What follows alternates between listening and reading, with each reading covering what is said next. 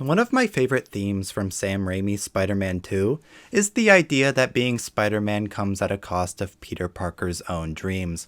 While being Spider-Man, his relationships fail, his grades drop, he struggles to hold a job, and lives paycheck to paycheck. So he abandons the mantle and gives up being Spider-Man for his own needs.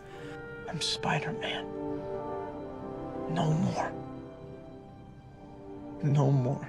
Soon after, he witnesses an apartment complex burning to the ground, and he feels compelled to run inside and save someone from burning to death. While he does save a kid, it's revealed that another person died in the fire. If he was Spider-Man, he could have saved everyone. In that moment, Peter Parker realizes that he must be Spider-Man, because if he isn't, people he otherwise could have saved will die. It's a pretty brutal and effective way to convey the personal sacrifice that Peter Parker makes to be a hero, and why he does it. Sometimes, to do what's right, we have to be steady and give up the thing we want the most, even our dreams. And this element of personal sacrifice is what the MCU's take on Spider-Man has been missing. Until now. About 2 months ago, I made a video titled Why I Don't Love MCU Spider-Man, in which I outlined all of the various reasons the MCU's version of the character felt like it was missing something. The overall point I made was that, up until then, Tom Holland's Spider-Man felt so out of touch with what the character was originally supposed to represent. The everyday, working class, down-to-earth neighborhood superhero. While the Marvel Universe is filled with heroes that are gods and billionaires and super soldiers all with crazy origin stories, Spider-Man is supposed to be the most normal among them. The one hero that lives just like any other person in New York City, who just happened to be gifted his powers by chance. Up until now, MCU Spider-Man never really resonated on this level for me.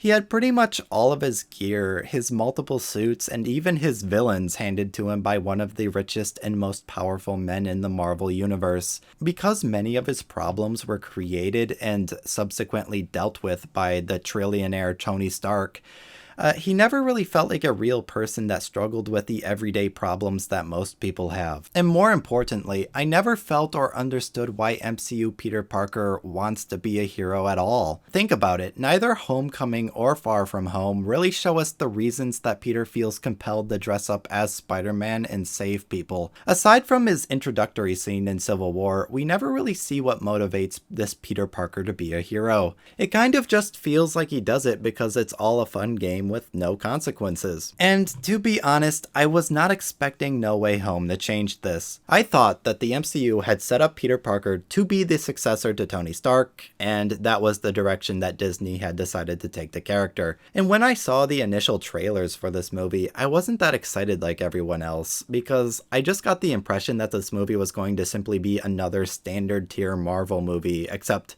filled with nostalgia bait.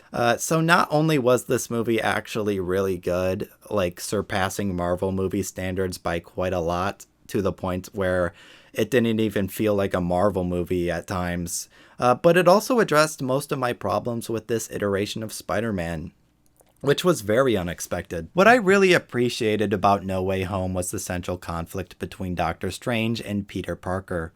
Both characters are presented with a moral dilemma: send the villains back to their retrospective universes so they can die and the multiverse can be set straight, or help them at a great risk. I liked seeing Peter, compelled by Aunt May's words from earlier in the film, immediately choose to aid the villains, as he knows at that point that some of them, like Norman Osborn, are innocent people afflicted by a terrible curse. It comes at a great cost for Peter, but with the help of Tobey Maguire and Andrew Garfield's Spider-Man, he's willing to fulfill his promise to Aunt May to cure the villains instead of dooming them to die. I think it was a great decision to make it both the other Spider-Men, but primarily Aunt May's influence that causes Peter to be selfless. In this way, Aunt May is essentially replacing the role of Ben Parker, and this is made explicitly clear when she delivers the responsibility speech to him. The Ben Parker role in the MCU Spider-Man saga has always been missing, as the writers tried to make Tony Stark fill that part, but it never really worked for me. This concept of selflessness is solidified in the ending of No Way Home,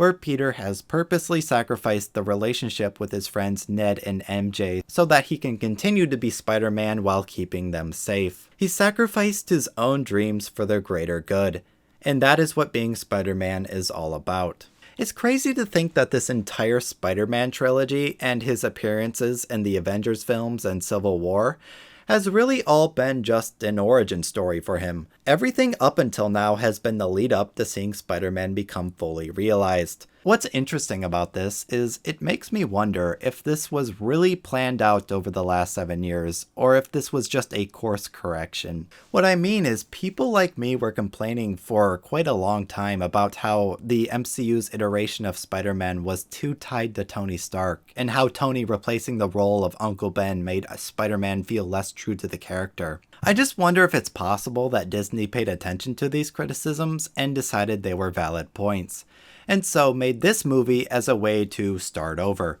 Instead of Iron Man being the mentor to Peter, it's now his Aunt May.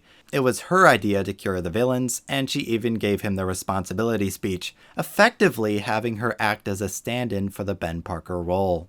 So yeah, I hope you enjoyed this video. I really wanted to talk about this movie, but not just with a standard review. I want to talk more about the content and the themes of art, and not so much just the craft all the time. Anyway, see ya.